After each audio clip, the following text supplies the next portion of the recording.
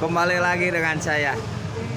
Lebih baik ber-IQ jongkok, ber-IQ rendah tapi baik, penurut, soleh, nurut ke orang tua, tidak bertengkar dengan teman, tidak bertengkar dengan istri, tidak bertengkar dengan pacar, tidak berdebat dengan siapapun, daripada ber-IQ tinggi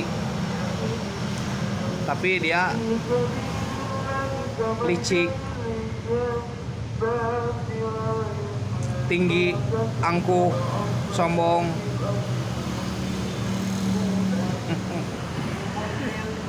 Intermezzo saja ya. Ya kan? Coba saja bandingkan. Ini menurut saya loh. Bisa berbeda. Silakan saja Anda berbeda, tidak apa-apa, saya terima. Mungkin saya salah. Kalau menurut saya lebih baik memiliki IQ jongkok, rendah, tapi dia orang yang baik, yang nurut, yang soleh, tidak pernah berdebat, tidak ingin berdebat, menghargai, menghargai ke yang lebih tua, menghargai kepada orang yang lebih kecil umurnya, yang lebih muda, menghargai kepada sesama, daripada ber-IQ tinggi tapi dia sombong, angkuh, ujub, takabur, merasa diri, ego, ingin berdebat, setiap orang salah, menyalahkan orang lain.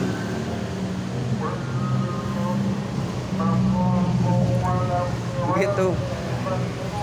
Sudah intermezzo saja ya, intermezzo saja, berbagi saja. Orang tua salah sedikit marah, ini salah, harusnya begini. Karena dia terlalu tinggi IQ-nya. Lebih baik dengan lembut, halus ke orang tua, menurut dia. Saya tuh selalu mendengar cerita orang-orang tua dulu. Itu ada salah satu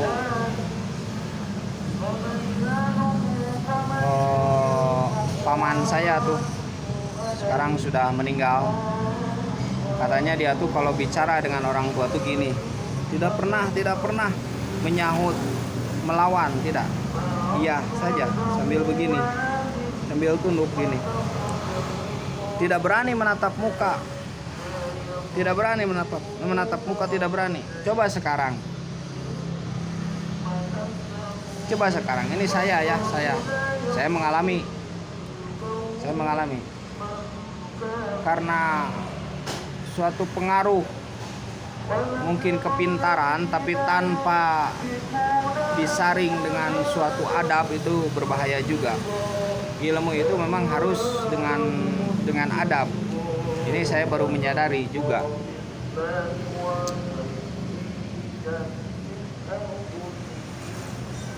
Setinggi-tingginya ilmu seseorang itu pasti ada yang lebih tinggi, dan dia tidak mungkin mengalahkan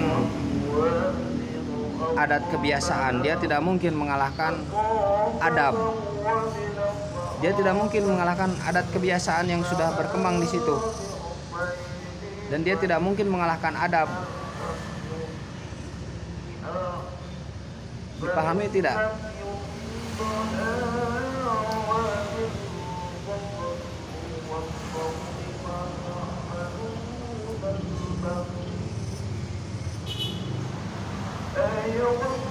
Setinggi-tingginya ilmu seseorang itu, sehebat-hebatnya IQ seseorang, dia tidak bisa mendobrak suatu adat. Tidak bisa. Bagaimana mau mendobrak suatu adat yang sudah berlaku? Sedangkan adat itu adalah suatu keikhlasan, budaya itu suatu keikhlasan.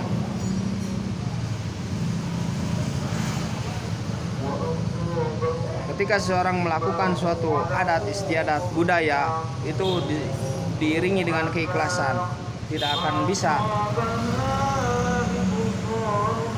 dihilangkan dengan suatu IQ yang tinggi kemudian kita larang gimana. Ini dalam lingkup kecil ya, tidak dalam lingkup besar. Misalkan ini Saya sudah adatnya misalnya begini di rumah tuh, begitu di rumah tuh. Datang ya seorang yang sudah sekolah tuh dari luar negeri. Kemudian dia, wah menurut di luar negeri kita makan roti, jangan makan nasi. Wah gimana tuh? Nggak akan bisa mengubah itu. Makan roti setiap hari makan roti tidak bisa, kita perutnya tuh nasi, saya tuh perutnya. Misalkan contoh ya,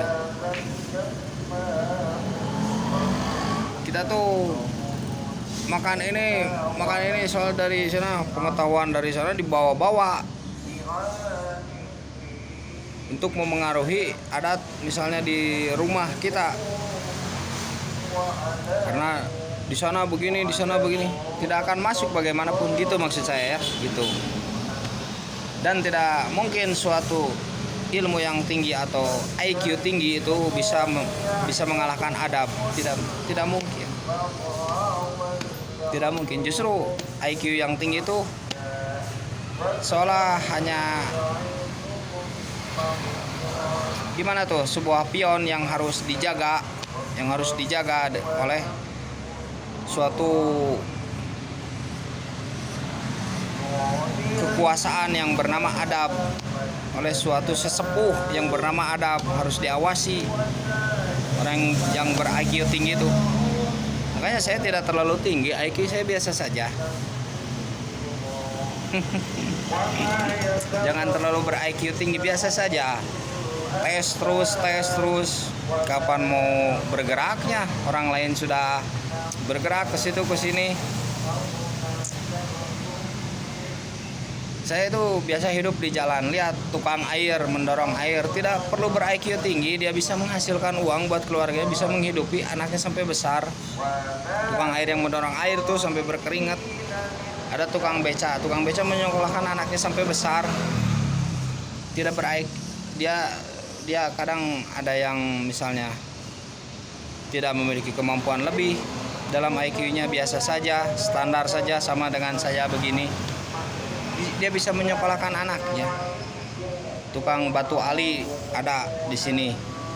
Tukang banyaklah yang biasa saja, yang dagangnya tuh biasa saja, tidak dengan modal besar, tidak, tapi dia bisa menyekolahkan anaknya. Yang jualan rongsok bisa menyekolahkan anaknya, bisa ngasih kepada istrinya. Jualan misalnya yang jualan kecil-kecilan, seperti apa tuh, tukang seperti kecil-kecilan lah, yang pakai roda kecil-kecilan yang harganya tuh 500. Berarti cuman berapa tuh, batinya paling 100 ya. Dia kumpul-kumpul bisa menyekolahkan anaknya, tidak perlu ber-IQ tinggi. Akhirnya bahkan tidak bisa menyekolahkan anaknya, tidak bisa mendidik anaknya yang lebih baik. Bahkan anaknya itu menjadi seorang anak yang curang, licik. Karena dididik untuk licik, dididik untuk mengejar terus dunia dengan bebas cara.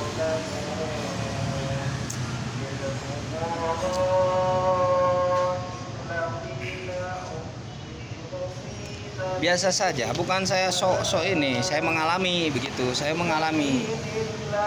ternyata begini, ternyata saat kepintaran itu dibawa ke praktik kehidupan itu tidak berlaku tanpa adab. Tetap saja IQ tinggi itu gini, tetap kepada yang punya modal gini. Bagaimana IQ Anda tinggi dikeluarkan tuh, tidak dianggap. Dipahami tidak? Bisa saja merasa tersaingi. Kawan Anda tuh dengan IQ Anda tidak terpakai. Apa yang mau kita bicarakan dengan IQ yang tinggi? Apa yang mau kita bicarakan? Penemuan apa? Penemuan itu butuh modal. Apa yang mau kita bicarakan? Tidak ada. Lebih baik kita mendidik sama-sama bareng-bareng. Saya juga bukan orang yang benar, bukan orang yang betul. Kita bareng-bareng. Saya bareng-bareng. Saya juga sedang melatih. Ada saja godaan ada saja. Gitu ya. Jika dibandingkan IQ yang tinggi tetapi dia tidak punya adab, dengan IQ yang biasa saja tetapi dia memiliki adab yang luhur, lebih baik menurut saya pilih yang kedua. IQ biasa saja tetapi dia memiliki adab yang luhur, begitu. Semoga sehat selalu, amin.